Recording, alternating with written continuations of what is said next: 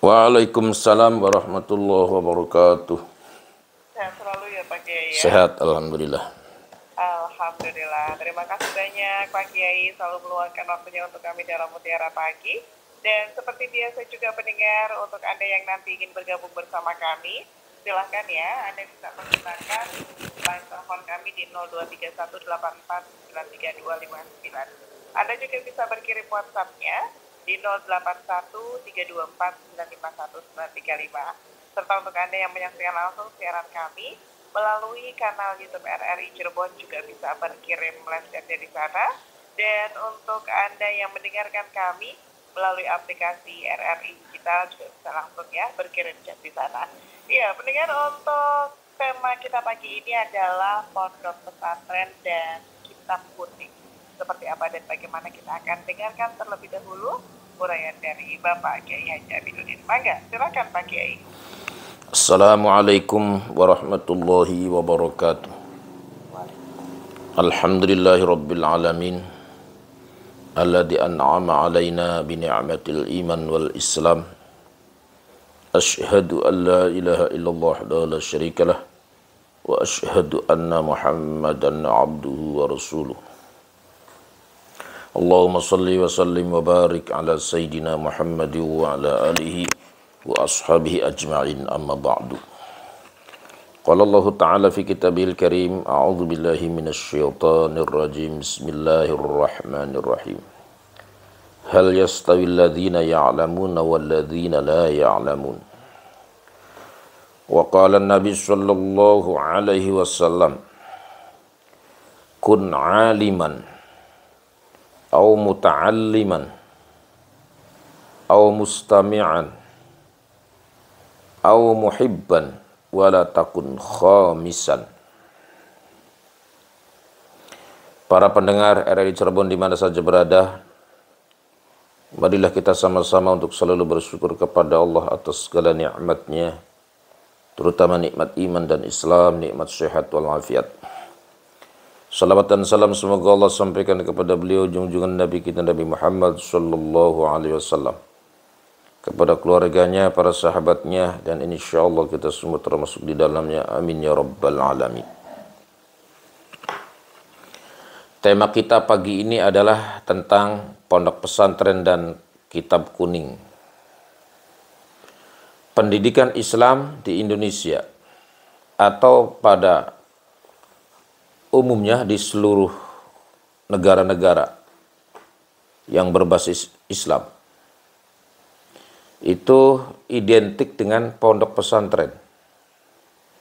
Dan pondok pesantren itu identik dengan pelajaran kitab kuning atau kutubut turas, kitab pewaris daripada para ulama-ulama yang dulu, salafus sholihin. Disebut kutubut turas, kitab-kitab pewaris yang mengumpulkan ilmunya para ulama sabiqunal awwalun, atau yang disebut juga dengan kitab kuning. Kok kenapa? Padahal kitab itu ada yang putih juga ya. Karena kebanyakan kitab-kitab salaf, kitab-kitab yang ditulis oleh para ulama-ulama dulu itu kitabnya kuning gitu ya. Yang terkenal itu kitab Beirut gitu ya. Jadi kertasnya kuning. Maka gampang saja menyebutnya kutubul asfar atau kitab kuning. Seiring dengan perkembangan ilmu pendidikan semakin pesat, sehingga muncul berbagai macam tentang warna dan corak pondok pesantren. Bahkan setiap desa itu muncul pondok pesantren gitu ya. Setiap kecamatan muncul pondok pesantren. Maka semakin banyaknya bermunculan pondok-pondok pesantren baru, sehingga masyarakat bingung. Seperti apa sih eksistensi pondok pesantren itu sesungguhnya gitu ya. Maka eksistensi pondok pesantren sesungguhnya adalah pondok pesantren yang di dalamnya ada pembelajaran kitab kuning. Karena dalam kitab kuning itu sudah termaktub ilmunya para ulama, ilmunya para mujtahid, ilmunya para apa istilahnya cendekiawan muslim. Sehingga pemikiran-pemikiran saat ini kita tidak liar. Jadi sebagai barometer untuk ghazwatul fikri, untuk pengembangan pikiran itu tidak boleh liar. Maka kita ada referensinya. Di dalam bab fikih misalnya, boleh kita berpikir tentang bagaimana cara memahami hukum Allah langsung dari Al-Quran. Maka referensinya adalah 4 mazhab itu. Imam Syafi'i, Imam Maliki, Imam Hambali, Imam Hanafi. Nah, masing-masing imam ini punya murid. Ya, muridnya Imam Syafi'i, muridnya Imam Maliki. Sehingga pendapat-pendapat Imam Syafi'i, pendapat-pendapat Imam Maliki itu ditulis oleh murid-muridnya itu, ya, sehingga muncullah kitab-kitab kuning itu, ya. Seperti Imam Syafi'i, kitab kuning yang terkenalnya Al-Um. Usul fikihnya Jam'ul Jawami. Begitu juga ulama-ulama yang lain. Sehingga pondok-pondok pesantren itu idealnya adalah menjaga keutuhan daripada ilmu-ilmu yang ada di kitab kuning itu. Bagaimana caranya? Caranya dengan mempelajari kitab kuning dari dasar, gitu ya. Makanya ada disebut pondok pesantren salafiyah. Jadi pondok pesantren salafiyah itu pondok yang di dalamnya mempelajari ilmu-ilmu dasar. Ilmu dasar fikih tentunya dari kitab Sufina, gitu ya. Kitab Sulamun Najat, kitab Takrib, kitab Fathul Mu'in, Fathul Wahhab, sampai kepada kitab Al-Um. Ya, Al-Um itu induknya fikihnya Imam Syafi'i. Sehingga para kiai, para ustadz tidak ngelantur pikirannya, ya, karena ada batasan-batasan itu yang disebut mazhab. Artinya cara berpikirnya Imam Syafi'i dalam menggali hukum dari Al-Quran, ya, dengan pakai usul fikihnya Imam Syafi'i, dibantu dengan kaidah fikih. Maka muncullah itu yang disebut ilmu-ilmu yang ada di dalam kitab kuning, itu ya. Karena di dalam hadis Nabi dijelaskan di sini, qala Nabi sallallahu alaihi wasallam, ma'ubidullah subhanahu wa ta'ala bi syai'in afdala min fiqhin fid din. Sesungguhnya tidak disembah Allah itu kecuali dengan memahami fikih di dalam masalah agama. Artinya apa? Kita tidak boleh langsung mengambil hukum dari Al-Quran. Maka kita harus bercermin dulu kepada para ulama yang dulu, ya, yang dekat dengan Nabi, sahabat, yang dekat dengan sahabat, tabi'ut tabi'in, terus. Nah, karena supaya tidak melenceng, maka di dalam bab fikih ada mazhab 4. Silakan mau Imam Syafi'i, Imam Maliki, Imam Hambali. Mereka itu sudah sempurna keilmuannya di dalam menggali ilmu fikih dari Al-Quran. Bahkan Nabi pernah mengatakan, may yuridillah fi khairan yuwaffiqhu fiddin. Barang siapa yang dikehendaki oleh Allah baik, maka orang itu dimudahkan memahami masalah agama, yang disebut tafaqquh fiddin, gitu ya. Makanya bahasanya fikih. Karena apa? Karena pondok pesantren itu banyak kitab-kitab kuning yang di dalamnya itu ilmu fikih, itu banyak sekali itu ya. Ilmu fikih itu banyak sekali, dari mulai Safinah, Sulamun Najat, Takrib, Fathul Mu'in, Fathul Wahhab. Kemudian apa istilahnya? kitab-kitab yang lain yang besar-besar itu ya. Nah, maka di dalam pesantren itu ya identik dengan itu gitu, ya, identik dengan itu. Tujuannya apa? Karena afdalul ilmi ilmul hal wa afdalul hal wa afdalul amal hifdzul hal. Sebaik-baik ilmu adalah ilmu hal. Ilmu hal itu apa? Ilmu yang dibutuhkan saat ini juga gitu ya. Kalau orang mau umroh harus belajar manasik. Kalau orang mau sholat harus belajar syarat rukun sholat. Itu namanya hal, ilmu hal. Kalau orang mau kerja di mana kerjanya, ya harus ngerti bahasanya gitu ya. Itu namanya ilmu hal. Ilmu yang dibutuhkan saat ini juga.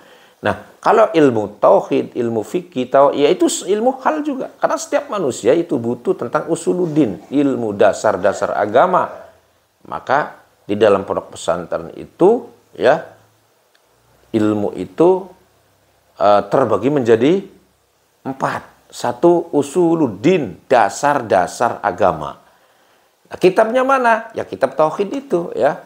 Dari mulai kitab Tijandarori, kitab apa istilahnya sampai hikam ya, sampai hikam.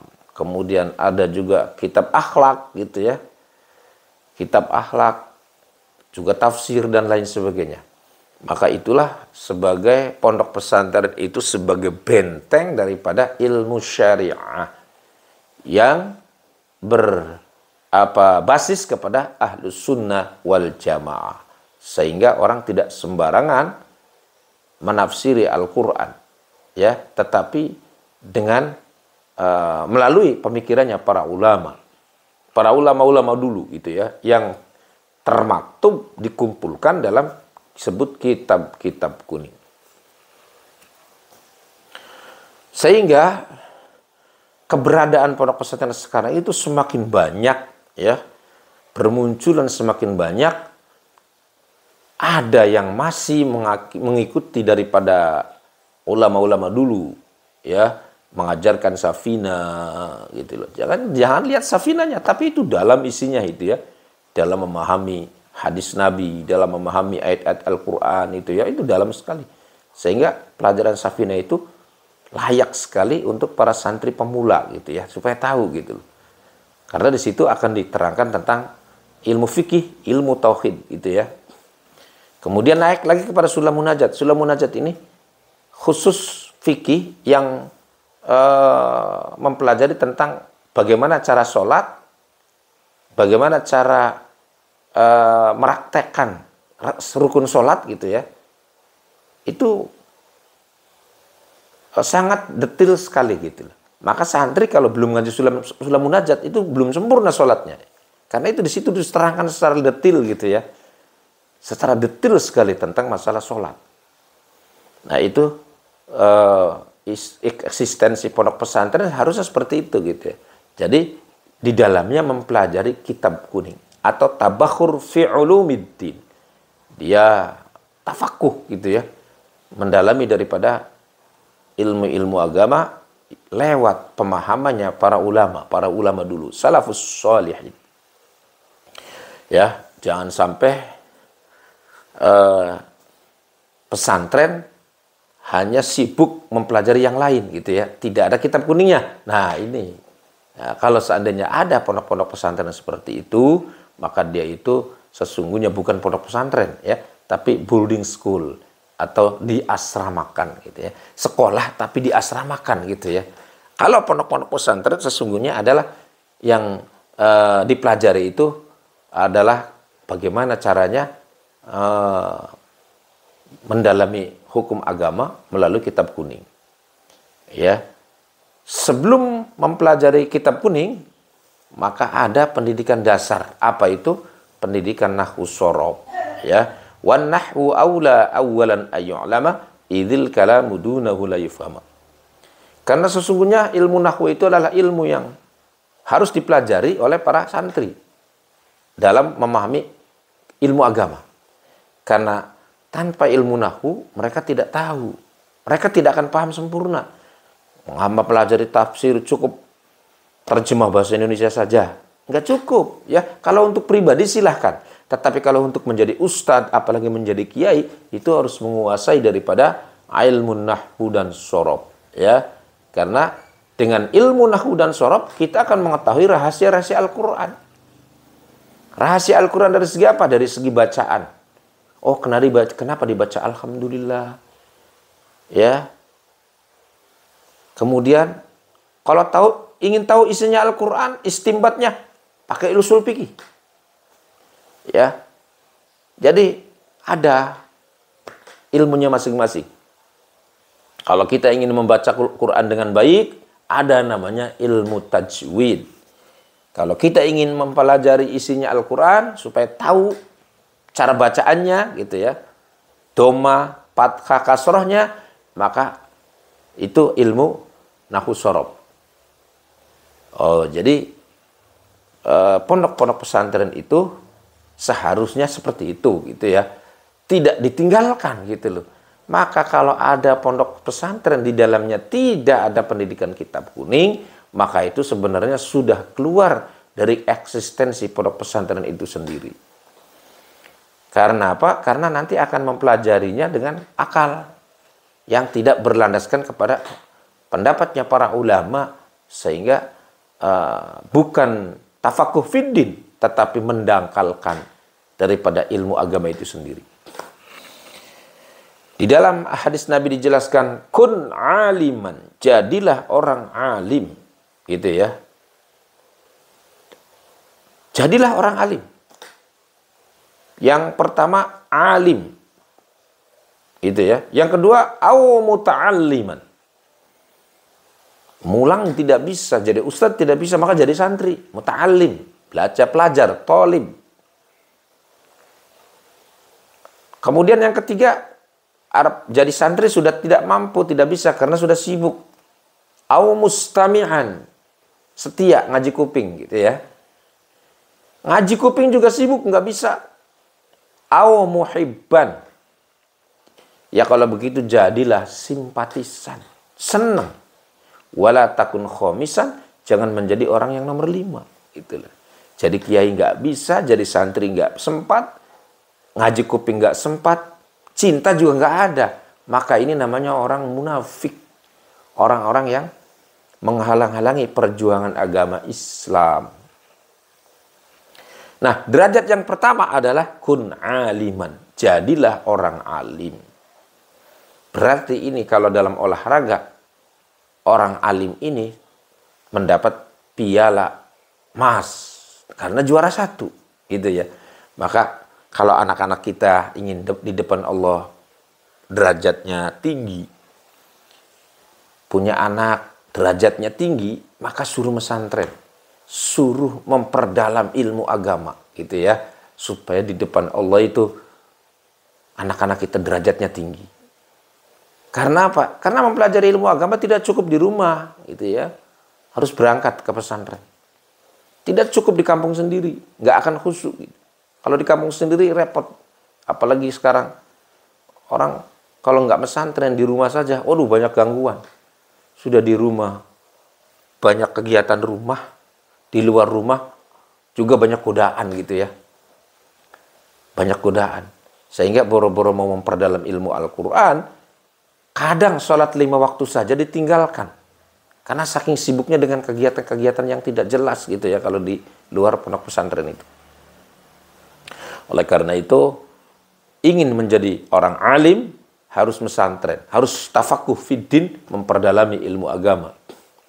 Jadi tidak cukup menjadi orang soleh, tetapi harus naik menjadi alimun fiddin, orang yang alim di dalam masalah agama. Oh, anak saya sih tidak bisa baca kitab kuning juga sudah pesantren, sudah baik, sopan, tutur katanya baik, sudah tamat, sudah bisa bahasa Arab. Tidak cukup, itu baru soleh, ya, baru menjadi orang soleh, bukan menjadi orang alim. Kalau orang alim itu harus menguasai rahasia-rahasia Al-Quran dan menguasai daripada hadis Nabi. Begitu juga menguasai daripada ilmu-ilmu fikih, perbandingan mazhab, dan bagaimana caranya mengambil hukum Islam dari Al-Quran, istimbatnya seperti apa gitu ya. Maka itulah yang disebut alim. Maka derajatnya orang alim ini, jangankan ibadah, tidurnya saja sudah tercatat ibadah. Jadi otaknya itu mikir gitu. Para ulama itu, kalau yang sudah ahli nahwu shorof, itu mikir otaknya. Hal-hal yang terjadi itu dipikir. Ya, seperti apa nih hukumnya kalau begini, gitu. Jadi selalu ngulik pikirannya. Itu namanya orang alim. Kalau untuk menjadi orang soleh, gampang. Ya, belajar, nggak usah pinter, diamalkan ilmunya. Punya uang banyak, umrohkan orang tuanya, hajikan orang tuanya, itu jadi anak soleh. Tetapi belum tentu alim. Ya, maka saat ini sebagai orang tua kita mengarahkan anak-anaknya cari pondok pesantren yang ada pembelajaran kitab kuning. Supaya bukan saja soleh, tapi menjadi alim. Jadi orang yang alim. Ya. Yang kedua, au muta'alliman. Kata Nabi, kalau nggak sempat jadi orang alim, jadilah muta'alim. Jadi santri. Gitu ya. Jadi santri atau jadi pelajar. Maka itu nilainya 2. Juara 2. Dapat apa? Dapat emas. Yang ketiga, au mustami'an. Nggak sempat mesantren, tapi rajin ngaji kuping. Itu lumayan. Dapat hadiah perunggu. Ya, juara 3 gitu ya. Ngaji kuping juga tidak sempat, sibuk karena urusan bisnis. Tapi dia suka nyumbang pesantren. Pak Kiai, saya nggak sempat ngaji, nggak sempat jadi santri. Tak, saya nyumbang saja. Wakaf tanah 1.000 hektar, wakaf tanah 1 hektar misalnya. Itu namanya muhibban. Nanti masuk surganya bareng. Ulama, santri, yang ngaji kuping, dan orang yang simpatisan tadi. Ya, para pejabat nggak sempat ngaji, perhatikan pesantren. Mumpung jadi pejabat, mumpung punya jabatan, punya kekuasaan. Ayo, pesantren dibantu, gitu ya. Lewat payung hukumnya apa, perekonomiannya seperti apa dibantu. Itu. Jadi orang-orang yang memperhatikan pondok pesantren, insya Allah matinya masuk surga bersama para kiai, itu loh ya. Jadi jangan sampai para pejabat punya kekuasaan tidak pernah nyumbang pondok pesantren, malah menghalang-halangi bantuan untuk pesantren. Itu tidak akan masuk surga dengan para kiai, itu ya. Ingat, di dalam surat Al-Kahfi itu ada yang namanya Ashabul Kahfi. Di antara Ashabul Kahfi itu ada anjing. Anjing itu setia.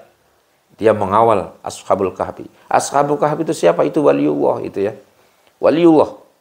Sehingga anjing itu diceritakan suatu saat kelak di surga akan bertemu dengan Ashabul Kahfi itu. Artinya apa? Orang-orang yang mendukung pesantren, yang cinta kepada ulama, ya, pejabat-pejabat negara yang membantu pesantren itu ya, baik perizinannya, operasionalnya, dan lain sebagainya, maka para pejabat itu akan masuk surga bersama ulama. Ya, jadi saat ini banyak bermunculan pondok-pondok pesantren yang tidak jelas arah dan tujuannya, gitu ya. Yang penting tujuannya meraup keuntungan besar, punya pondoknya mahal, daftarnya mahal, ya, seperti hotel. Per bulannya mahal. Tujuannya apa? Tujuannya meraup keuntungan dunia. Ini yang dilarang oleh agama ya. Di dalam hadis Nabi dijelaskan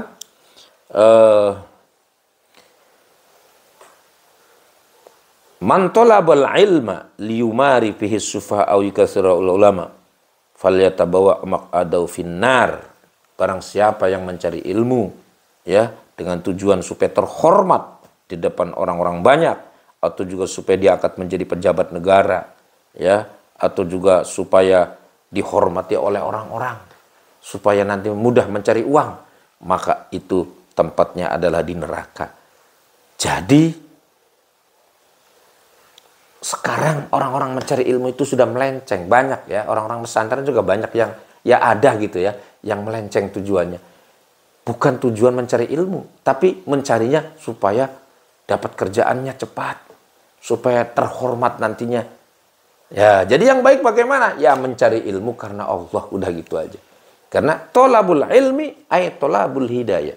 Mencari ilmu intinya adalah mencari hidayah. Apa itu hidayah? Mencari petunjuk Allah. Bagaimana caranya menjadi orang yang soleh, bagaimana caranya orang menjadi orang yang baik, bagaimana caranya menjadi orang yang menjadi petunjuk bagi sesama, ya. ila siratim mustaqim, itu maka akan mendapatkan ridho Allah. Kalau orang pesantren tujuannya karena Allah, mendapatkan ridho Allah, mau jadi apa saja bisa. Mau jadi presiden, mau jadi kepala desa, mau jadi DPR bisa. Karena sudah dapat ilmu Allah. Ya, apalagi pesantren tidak mengajarkan ilmu dakwah, tapi kalau sudah pulang ke rumah menjadi dai mubaligh. Padahal di pesantren nggak diajarkan sirah jadi mubaligh, sirah jadi pedagang, enggak. Tapi ayo belajar, perdalam ilmu agama. Tetapi setelah menguasai ilmu agama itu, nanti akan tahu tentang politik. Banyak santri-santri yang menjadi DPR, yang menjadi bahkan jadi presiden. Ini ilmunya dari Al-Quran, gitu loh ya.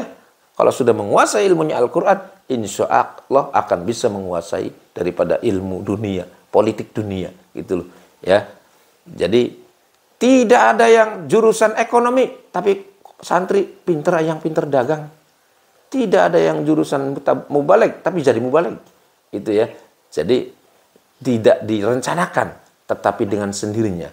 Itu karena Allah, karena ridho Allah. Oke, itu aja, semoga ada manfaatnya. Baik, terima kasih Pak Kiai, dan silakan pendengar untuk Anda yang ingin bergabung bersama kami, Anda bisa menggunakan line telepon kami di 023184